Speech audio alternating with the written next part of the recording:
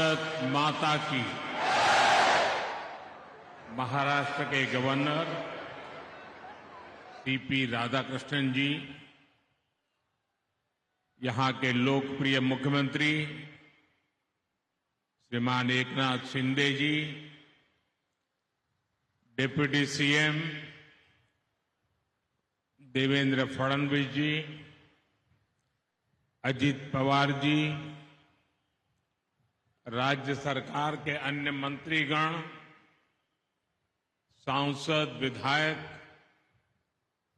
अन्य वरिष्ठ महानुभाव और महाराष्ट्र के मेरे प्यारे भाई और बहनों, महाराष्ट्राच्या देवी शक्तीचे 3.5 शक्तीपीठ तुळजापूरची आई भवानी, कोल्हापूरची महालक्ष्मी देवी, माहुरगडची जी आई रेणुका आणि बणीची सप्तशृंगी देवी यांना मी कोटी कोटी वंदन करतो।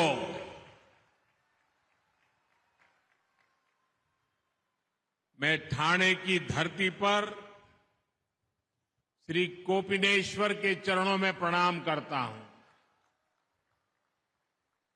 मैं छत्रपति शिवाजी महाराज और बाबा साहब आंबेडकर को भी नमन करता हूं। भाइयों बहनों, आज एक मोठी आनंदाची बातमी घेऊन मी महाराष्ट्रात आलो आहे। केंद्र सरकारने आमच्या मराठी भाषेला अभिजात भाषेत दर्जा दिला आहे।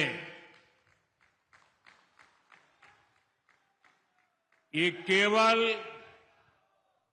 मराठी और महाराष्ट्र का ही सम्मान ऐसा नहीं है, ये उस परंपरा का सम्मान है जिसने देश को ज्ञान, दर्शन, अध्यात्म और साहित्य की समृद्ध संस्कृति दी है। मैं इसके लिए देश और दुनिया में मराठी बोलने वाले सभी लोगों को बधाई देता हूं।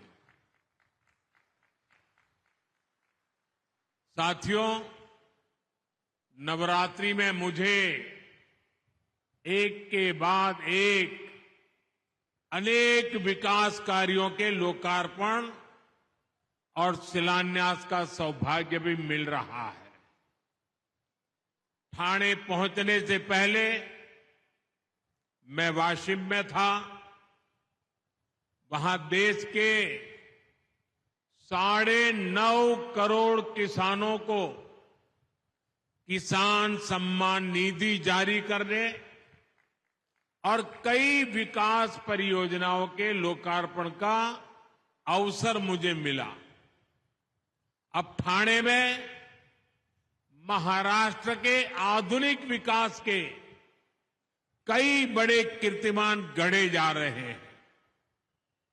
मुंबई एमएमआर और महाराष्ट्र के विकास की ये सुपर फास्ट स्पीड आज का दिन महाराष्ट्र के उज्जवल भविष्य की झलक दे रहा है। आज महायुति सरकार ने मुंबई एमएमआर में 30,000 करोड़ रुपए से ज्यादा के प्रोजेक्ट शुरू किए हैं। आज 12,000 करोड़ रुपए से ज्यादा की ठाणे इंटीग्रल रिंग मेट्रो का भी शिलान्यास हुआ है। Navi Mumbai airport influence area यानी नैना प्रोजेक्ट छेड़ा नगर से आनंद नगर तक elevated eastern freeway, Thane municipal corporation का नया मुख्यालय, ऐसे कई बड़े विकास कार्यों का भी आज शिलान्यास हुआ है। ये विकास कार्य मुंबई और ठाणे को आधुनिक पहचान देंगे। साथियों, आज ही आरए से बीकेसी मुंबई की एक्वा लाइन मेट्रो का शुभारंभ भी हो रहा है। इस लाइन का मुंबई के लोग काफी समय से इंतजार कर रहे थे। मैं आज जापान सरकार का भी आभार व्यक्त करना चाहता हूं। जापान ने जापानीज इंटरनेशनल कोऑपरेशन एजेंसी के जरिए इस प्रोजेक्ट में बहुत सहयोग दिया है। इसलिए ये मेट्रो एक तरह से भारत जापान मित्रता की भी प्रतीक है। भाइयों बहनों, ठाणे से बाला साहब ठाकरे को विशेष लगाव था।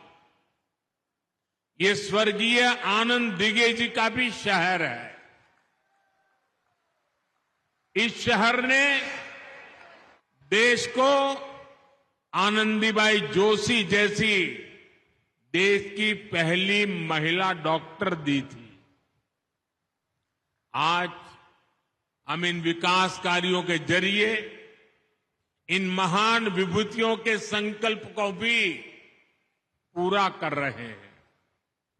मैं इन सभी विकास कार्यों के लिए ठाणे मुंबई के सभी लोगों को, महाराष्ट्र के सभी लोगों को बधाई देता हूं। साथियों, आज हर देशवासी का एक ही लक्ष्य है, विकसित भारत। इसलिए हमारी सरकार का हर निर्णय, हर संकल्प, हर सपना विकसित भारत के लिए समर्पित है। इस लक्ष्य की प्राप्ति के लिए हमें मुंबई, ठाणे जैसे शहरों को फ्यूचर रेडी बनाना है। लेकिन इसके लिए हमें डबल मेहनत करनी पड़ रही है, क्योंकि हमें विकास भी करना है और कांग्रेस सरकारों के गड्ढों को भी भरना है। आप याद करिए, कांग्रेस और उसके सहयोगी मुंबई, ठाणे जैसे शहरों को किस तरफ लेकर जा रहे थे। शहर की आबादी बढ़ रही थी, ट्रैफिक बढ़ रहा था, लेकिन समाधान कोई नहीं था। मुंबई शहर देश की आर्थिक राजधानी, उसके थमने, ठप होने की आशंकाएं जताई जाने लगी थी। हमारी सरकार ने इस स्थिति को बदलने का प्रयास किया है। आज मुंबई महानगर में लगभग 300 किलोमीटर का मेट्रो नेटवर्क तैयार हो रहा है। आज मरीन ड्राइव से बांद्रा तक का सफर कोस्टल रोड से 12 मिनट में पूरा हो रहा है। अटल सेतु ने दक्षिण मुंबई और नवी मुंबई के बीच उस दूरी को भी कम कर दिया है। ऑरेंज गेट से मरीन ड्राइव भूमिगत टनल प्रोजेक्ट में तेजी आई है। ऐसे कितने ही प्रोजेक्ट हैं जो मैं गिनता जाऊं तो लंबा समय निकल जाएगा। वर्सोवा से Bandra sea bridge project, eastern freeway, Thane Borivali tunnel, Thane circular metro rail project, ऐसे प्रोजेक्ट से इन शहरों की तस्वीर बदल रही है। इसका बहुत बड़ा फायदा मुंबई के लोगों को होगा। इनसे मुंबई और आसपास के शहरों में मुश्किलें कम होगी। यहां रोजगार के नए मौके बनेंगे, यहां उद्योग धंधे बढ़ेंगे। साथियों, आज एक तरफ महायुति सरकार है जो महाराष्ट्र के विकास को ही अपना लक्ष्य मानती है। दूसरी ओर कांग्रेस और महाआघाड़ी वाले लोग हैं, उन्हें जब भी मौका मिलता है वो विकास के काम को ठप कर देते हैं। महाआघाड़ी वालों को विकास के कामों को सिर्फ लटकाना, अटकाना और भटकाना ही आता है। मुंबई मेट्रो खुद इसकी सबसे बड़ी गवाह है। मुंबई में मेट्रो लाइन 3 की शुरुआत देवेंद्र फडणवीस जी के मुख्यमंत्री रहते हुई थी। इसका 60% काम उनके कार्यकाल में हो भी गया था, लेकिन फिर महाआघाड़ी की सरकार आ गई। महाआघाड़ी वालों ने अपने अहंकार में मेट्रो का काम लटका दिया। 2.5 साल तक काम अटके रहने से प्रोजेक्ट की कीमत 14,000 करोड़ रुपए बढ़ गई। ये 14,000 करोड़ रुपया ये किसका पैसा था? क्या ये पैसा महाराष्ट्र का नहीं था? क्या ये पैसा महाराष्ट्र के नागरिकों का नहीं था? ये महाराष्ट्र के टैक्स पेयर्स की मेहनत का पैसा था। भाइयों बहनों, एक और काम पूरा करने वाली महायुति सरकार, दूसरी ओर विकास को रोकने वाले महाआघाड़ी के लोग। महाआघाड़ी ने अपने ट्रैक रिकॉर्ड से साबित किया है कि वो महाविकास विरोधी लोग हैं। इन्होंने अटल सेतु का विरोध किया था। इन्होंने मुंबई अहमदाबाद बुलेट ट्रेन को ठप करने की पूरी साजिश की। जब तक ये सत्ता में रहे, इन्होंने बुलेट ट्रेन के काम को आगे नहीं बढ़ने दिया। इन्होंने तो महाराष्ट्र के सूखाग्रस्त इलाकों में पानी से जुड़े प्रोजेक्ट तक को नहीं बख्शा। जो काम महाराष्ट्र के लोगों की प्यास बुझाने के लिए शुरू हुए थे, महाआघाड़ी सरकार ने उन्हें भी रोक कर रखा था। ये आपका हर काम रोक देते थे। अब आपको इन्हें रोक देना है।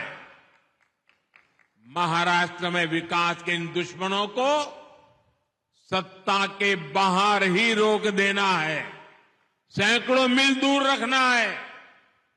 साथियों, कांग्रेस भारत की सबसे बेईमान और भ्रष्ट पार्टी है।